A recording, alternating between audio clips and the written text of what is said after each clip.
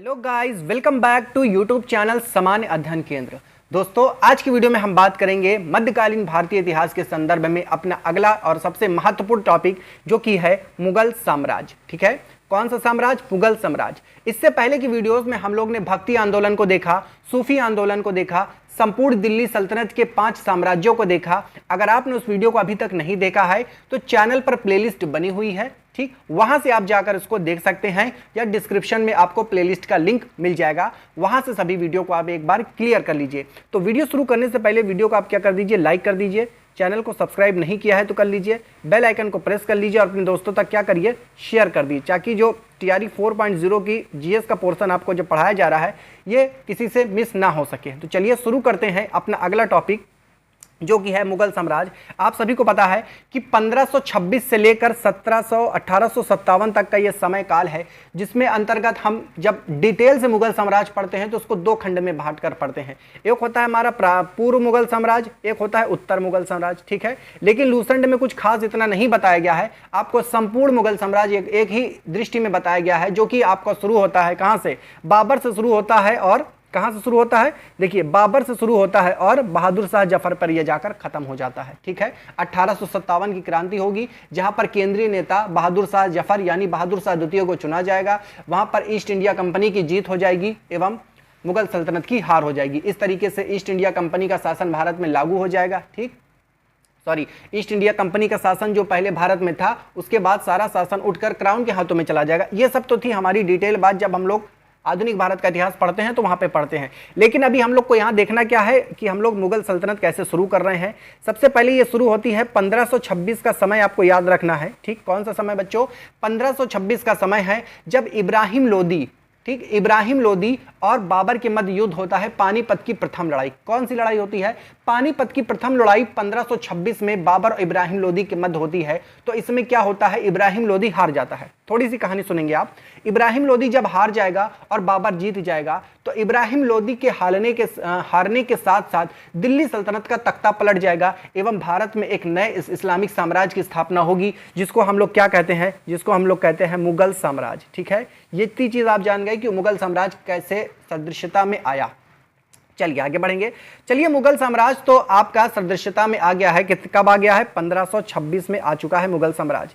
अब मुगल साम्राज्य में कौन कौन से राजा हुए? जैसे कि बाबर, हुमायूं, अकबर, शाहजहां। हाँ, अब हुमायूं के बाद बीच में एक शेर शाह सूरी का राजवंश आएगा, उसके बारे में भी हम लोग देखेंगे। जहांगीर, शाहजहां, औरंगजेब। ठीक, औरंगजेब की मृत्यु 1707 में जब हो जाएगी तो यहाँ पर आपका पूर्व मुगल काल यानी कि बोल सकते हैं एक सुदृढ़ मुगल काल है, इसकी समाप्ति हो जाएगी। उसके बाद जितने भी मुगल शासक होंगे सभी के सभी नठिल्ले, बदमाश और बदतमीज किस्म के होंगे। उनका कोई शासन चलाने का कोई मतलब नहीं होगा। करेंगे क्या? अपने ऐशो इशरत में क्या रहेंगे? ये मशगूल रहेंगे। इनको कोई मतलब नहीं है कि हमारी जनता परेशान है क्या है। इसी तरह क्या होगा, धीरे धीरे ये आगे चल के डाउन होते चले जाएंगे। तो ये सब थी आगे की बात। चलिए हम लोग शुरू करते हैं। परिचय, सबसे पहले परिचय देखेंगे कि तैमूर लंग ने मध्य एशिया में विशाल साम्राज्य का क्या निर्माण किया। तैमूर लंग ने मध्य एशिया में विशाल साम्राज्य का निर्माण किया और इसका क्या कर दिया? 3 भागों में विघटन कर दिया। कौन कौन सा? पूर्वी ईरान, जिसमें सफवी वंश था, इसमें पश्चिमी ईरान ऑटोमन वंश था, और मध्य एशिया ट्रांस आक्सियाना, जिसमें उज्बेक वंश था। ठीक, उज्बेक वंश था। अब इन तीनों भागों में इस तैमूर लंग ने विशाल एशिया को क्या कर दिया? 3 भागों में विभाजित कर दिया, जिसपे 3 अलग अलग वंश थे, सफवी वंश, ओटोमन वंश और उज्बेक वंश। चलिए आगे बढ़ेंगे। देखिए मुगल कौन थे। सबसे पहले बात, मुगल कौन थे? देखिए, तुर्की चगताई शाखा से थे और सुन्नी मुस्लिम थे। ठीक है, ये सुन्नी मुस्लिम थे। और अभी आके आपको जो, जैसे कि आप दिल्ली सल्तनत में सैयद वंश पढ़ते हैं, ये सिया मुस्लिम थे। ठीक, तो यहाँ पे जो भी थे मुगल थे, ये सुन्नी मुस्लिम थे। इतने आपको ध्यान रखना है। मुगल पद, पादशाही यानी कि बादशाह। मुगल का जो पद है पादशाही था, उसका अर्थ होता है बादशाह। चलिए, ये तो थी कुछ फैक्ट, कॉमन बातें। अब देखिएगा कैसे हमारा शुरू होता है। सबसे प्रथम शासक जहीरुद्दीन मोहम्मद बाबर। कौन सा है? जहीरुद्दीन मोहम्मद बाबर। इसका पूरा नाम याद रखना है। 1526 से 1530 तक का कार्यकाल रहेगा इसका। 4 वर्ष ये शासन करेगा और 4 वर्ष में ये 4-5 लड़ाइयां करेगा और इसकी मृत्यु हो जाएगी। चलिए, परिचय। मुगल वंश का संस्थापक सभी जानते हैं, देश का बच्चा बच्चा जानता है कि मुगल वंश का संस्थापक कौन है? बाबर है। ये चीज आपको ध्यान रखनी है। ठीक, इसका जन्म कहाँ होगा? 1483 में होगा, फरकना वाले क्षेत्र में। पिता उमर शेख हैं, तैमूर की शाखा से हैं। माता कुतलुग निगार खानम, इसका जो महिला का नाम है कुतलुग निगार खानम पूरा नाम है, चंगेज खां के वंशज से है। ठीक है, तैमूर और चंगेज खां के वंशज से एक प्रकार की लड़ाकू जनजाति है ये मुगल यानी कि बाबर। उपाधियां कौन कौन सी है? गाजी, खानवा के युद्ध में इसने जब खानवा का युद्ध लड़ा तो इसने गाजी की उपाधि धारण की, मिर्जा की उपाधि इसने धारण की, बादशाह की उपाधि धारण की, कलंदर व खाकान या जो पानीपत की लड़ाई हुई थी, पानीपत की प्रथम लड़ाई इब्राहिम लोदी और बाबर के मध्य जो हुई थी, तो यहां पर इसने क्या किया था? कलंदर व खाकान की उपाधि पानीपत की लड़ाई के समय धारण की थी। ठीक, इसकी आत्मकथा कौन सी है? तुजुक ए बाबरी यानी कि बाबरनामा। ठीक है, इसकी जो आत्मकथा है बच्चों वो तुजुक ए बाबरी बाबरनामा, ये व्यक्ति खुद अपनी आत्मकथा लिखता है और इस आत्मकथा में बताता है कि जिस समय इसने भारत पर आक्रमण किया, 4 साल इसने शासन किया, उस समय भारत में जो दक्षिण भारत में शक्तिशाली राजवंश था वो कौन सा था? हाँ, कृष्णदेवराय जो था तुलु वंश का शासक था। आई थिंक तुलु वंश का शासक था कृष्णदेवराय प्रथम। आप पढ़ते हैं ना विजयनगर साम्राज्य में कृष्णदेवराय के बारे में, उसके बारे में तुजुक ए बाबरी में बाबर ने अपनी आत्मकथा में बताया है। समकालीन भारतीय शासक कौन कौन से थे? देखिए, तो कृष्णदेवराय विजयनगर, कृष्णदेवराय दिल्ली में इब्राहिम लोदी था, इसी को तो मार के तो सल्तनत स्थापित की थी। मालवा में महमूद शाह द्वितीय था और मेवाड़ में कौन थे? राणा सांगा थे। अभी राणा सांगा से भी युद्ध होगा और राणा सांगा की भी मृत्यु हो जाएगी युद्ध स्थल पर। चलिए आगे बढ़ेंगे। प्रारंभिक युद्ध, सबसे पहले युद्ध सर ए पुल अफगानिस्तान का युद्ध 1501 में लड़ा था। ठीक, सर ए पुल का युद्ध अफगानिस्तान में लड़ा गया 1501 में बाबर, ठीक, और बाबर उमर खां उज्बेक शासक शैवानी खां के मध्य। ठीक है, समरकंद हार गया, वह 1504 में काबुल पर अधिकार किया। ठीक, समरकंद बाबर क्या था? हार गया एवं 1504 में काबुल पर इसने अधिकार कर लिया। युद्ध में इस व्यक्ति ने क्या किया? तुगलमा पद्धति का उपयोग। देखिए, यूज ऑफ तुगलमा मेथड इन वार, युद्ध में तुगलमा पद्धति का उपयोग इस व्यक्ति ने किया। किसने? उज्बेक उमर शासक शैवानी खां ने।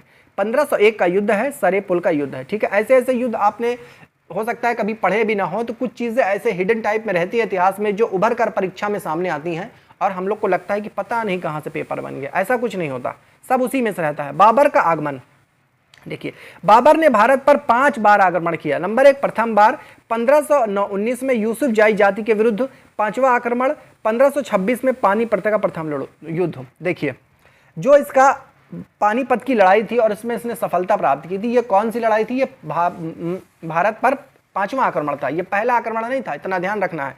इसका कारण क्या था? पश्चिमी एशिया के प्रतिकूल परिस्थितियां, जो पश्चिमी एशिया थी वहां पर प्रतिकूल जीवन यापन के लिए प्रतिकूल परिस्थितियां उभर कर सामने आ रही थी।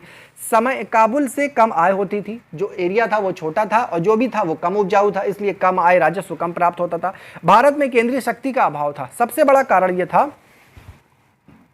कि भारत में इब्राहिम लोदी का शासन तो चल रहा है, लेकिन अलाउद्दीन खिलजी के समय वाली क्वालिटी अब लोदी वंश में ना रह गई। जब केंद्रीय शक्ति का अभाव है तो बाहरी शक्ति क्या करेगी? आक्रमण करेगी। जब आक्रमण करेगी तो यहाँ पर अपना शासन स्थापित करेगी। ठीक है, तो बाबर ने कुछ युद्ध किए। चलिए 4 युद्ध किए, इसमें हम लोग बात कर लेते हैं।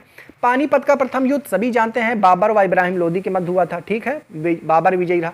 चारों में बाबर विजयी है, इतना ध्यान रखना है। खानवा का युद्ध राणा सांगा एवं बाबर के मध्य। ठीक, 26, 27, 28, 29, आपको इतना ध्यान रखना है। चंदेरी का युद्ध मेदिनी राय एवं बाबर के मध्य हुआ, यह भी बाबर विजयी रहा। घाघरा का युद्ध अफगानों और बाबर के मध्य हुआ, यह भी बाबर यहाँ पर विजयी रहा। ठीक, देखिए बाबर आया, पानी पिया, खाना खाया, चाय पिया, घर चला गया। ये एक ट्रिक है, लोग बनाते हैं, लेकिन आपको ऐसे ही एज इट इज याद रख लेना है। चलिए आगे बढ़ेंगे।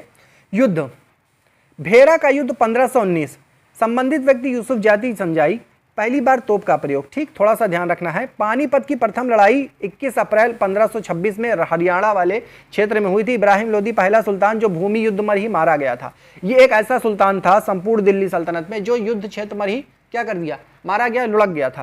पहली बार तुगलमा पद्धति का प्रयोग यहां पर किया गया। ठीक, ये 1526 के बारे में बात हो रही है। आई थिंक बाहर बारिश हो रही है, हो सकता है थोड़ा सा बैकग्राउंड वॉइस आए, तो उसकी टेंशन नहीं लेनी है। तोपची उस्ताद अली एवं मुस्तफा 2 प्रमुख तोपची थे, जिनके माध्यम से ये तोपों का अच्छा संचालन कर रहे थे और इस कारण यह युद्ध जीत जाता है। तोपे हेतु उस्मानी या रूमी पद्धति का प्रयोग। युद्ध के बाद कलंदर एवं खाकान की उपाधि इसने धारण की। हमने आपको बताया था कि पानीपत के युद्ध में कलंदर की उपाधि इसने धारण की थी। मुस्लिम व्यापारियों का तगमा कर से मुक्ति, मुस्लिम व्यापारियों को इसने तगमा कर से मुक्ति कर दी। ग्वालियर नरेश विक्रमजीत की मौत हो गई, हुमायूं ने कोहिनूर हीरा यहां से प्राप्त किया था।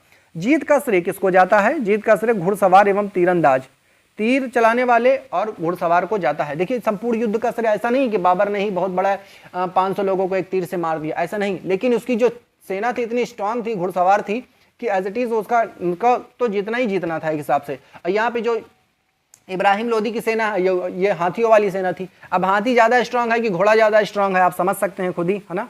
चलिए आगे बढ़ेंगे। खानवा का युद्ध 17 मार्च 1517 आगरा में हुआ, यूपी में हुआ, मेवाड़ के राणा सांगा के मध्य हुआ था। अरे मेवाड़ के राणा सांगा के साथ हुआ था। युद्ध जीतने हेतु जिहाद का नारा दिया, ठीक, इसने कहा जिहाद का नारा दे दिया युद्ध जीतने के लिए। जब इसने जिहाद का नारा दिया तो एक बोल सकते हैं सेना में जोश सा भर आया, तो वो अच्छे से उन्होंने युद्ध लड़ा और वो जीत गए। गाजी की उपाधि इसने धारण की, ठीक है, गाजी की उपाधि भी इसने धारण की थी। चंदेरी का युद्ध 1528 में हुआ था, मेदिनी राय के विरुद्ध हुआ था। स्त्रियों ने जौहर कर लिया, शेर शाह बाबर की ओर से लड़ा था। देखिए यहां से शेर शाह का रोल आ जाता है। शेर शाह अभी बाबर की ओर से लड़ रहा है। बाबर कौन है? हुमायूं का पिता है, आप सभी जान रहे हैं। लेकिन जब हुमायूं गद्दी पर बैठेगा तो यही शेर शाह यानी कि शेर शाह सूरी, शेर खान जिसको बोलते हैं, ये बाबर के विरुद्ध युद्ध लड़ेगा, कन्नौज का युद्ध एवं चौसा का युद्ध। जब यहाँ पर युद्ध लड़ेगा और इसको भगा देगा, ठीक है, जब इसको भगा देगा तो हुमायूं भी अभी कमजोर नहीं है, वो भी बाबर की औलाद है, समझ रहे हैं ना आप। ये भी वापस मारेगा, अभी टर्न मारेगा, उसके बाद शेर शाह सूरी का वंशज को भी वापस समाप्त करेगा। चलिए घाघरा का युद्ध मई 1529, ठीक, अफगान महमूद लोदी के मध्य हुआ था, अफगान और महमूद लोदी के विरुद्ध हुआ था। जल व थल सेना, जल व थल दोनों में लड़ा गया। बंगाल के शासक नुसरत शाह के साथ क्या करनी पड़ी? संधि करनी पड़ी।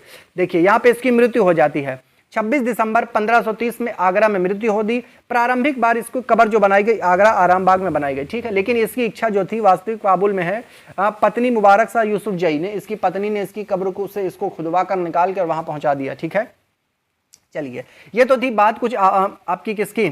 बाबर की। चलिए बाबर की हो गई बात, तो चलिए बाबर तक ही रखते हैं आज। मिलते हैं नेक्स्ट वीडियो में, तब तक के लिए आप अच्छे से क्या करेंगे, उसके बाद हुमायूं और हम लोग साथ ही साथ उसको शेर शाह सूरी वाला जो अफगान राजवंश है, सूरी वंश, उसको मिलाकर पढ़ेंगे और काफी बड़ा चैप्टर हो जाएगा, तब अच्छे से समझ में आएगा। तब तक के लिए जय हिंद।